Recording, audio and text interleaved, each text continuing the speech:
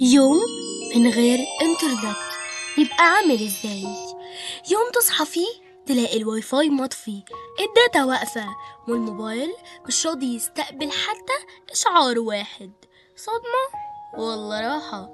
الحقيقة الإنترنت مش حاجة قليلة، ده اللي بيخلي الدنيا قريبة من بعض، نذاكر منه، نتعلم، نشتغل، نفتح باب معرفتنا على العالم كله، نلاقي دورات، شروحات، كتب وأفكار ماشية أسرع من الزمن نفسه.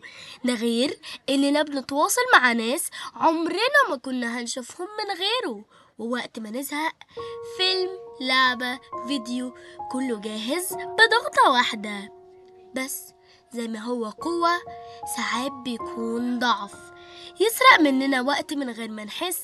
نفتح دقيقة نخرج بعد ساعة ونشوف حاجات مش دايما مفيدة ولا مناسبة، وممكن نشارك أكتر من اللازم، صور، تفاصيل، معلومات، لتفاجأ إن خصوصيتك بقت مكشوفة للناس أنت أصلا مش عارفهم.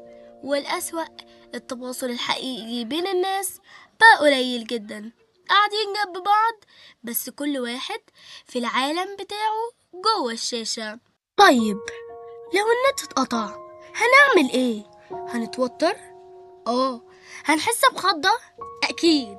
بس يمكن نرجع نعيش، نضحك من قلوبنا، نتكلم بوش لوش، نلتفت للحاجات اللي كنا سايبينها على جنب، هواية، كتاب، أهل، صحاب، أو حتى نفسك. الإنترنت نعمة لما نستخدمه صح، لكنه مش حياتنا كلها ولا كان المفروض يبقى. افتكر، التكنولوجيا بتسهل بس الإنسان هو اللي يعيش. ولو يوم النت اختفى يمكن نرجع نلاقي نفسنا اللي كانت مستخبية ورا الشاشات. وبس كده، كان معاكم ملاك إسلام من قناة الحكاية بتقول إيه.